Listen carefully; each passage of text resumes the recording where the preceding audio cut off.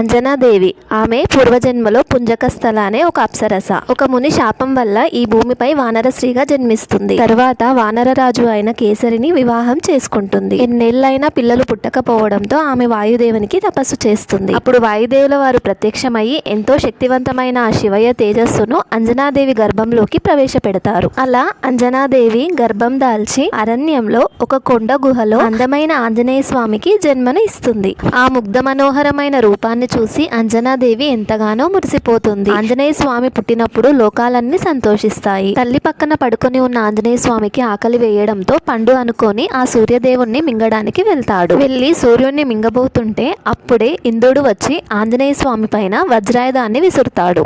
ఆ వజ్రాయుధం ఆంజనేయ స్వామి వారి ఎడమ దవడకు తగులుతుంది. అయినా ఆకాశం నుండి భూమిపై పడిపోతారు. ఈ విషయం తెలియగానే వాయుదేవుల వారికి కోపం వచ్చి లోకంలో ఎక్కడా గాలి అనేదే లేకుండా చేస్తారు. గాలి వీచకపోవడంతో సమస్త జీవకోటి మరణిస్తున్నారు. ఈ విషయం తెలుసుకున్న సమస్త దేవతలు భూలోకానికి వచ్చి కింద పడిపోయిన ఆంజనేయ స్వామి వారిని లేపి ఆయనకు ఎన్నో వరాలను ఇస్తారు. చిన్నప్పటి నుండి ఆంజనేయ స్వామి వారు ఎప్పుడూ ఆ రామనామ ధ్యాసలోనే ఉండేవారు. జై శ్రీరామ్, జై హనుమాన్. వీడియో నచ్చినట్లయితే ప్లీజ్ మా ఛానల్ సబ్స్క్రైబ్ చేయండి.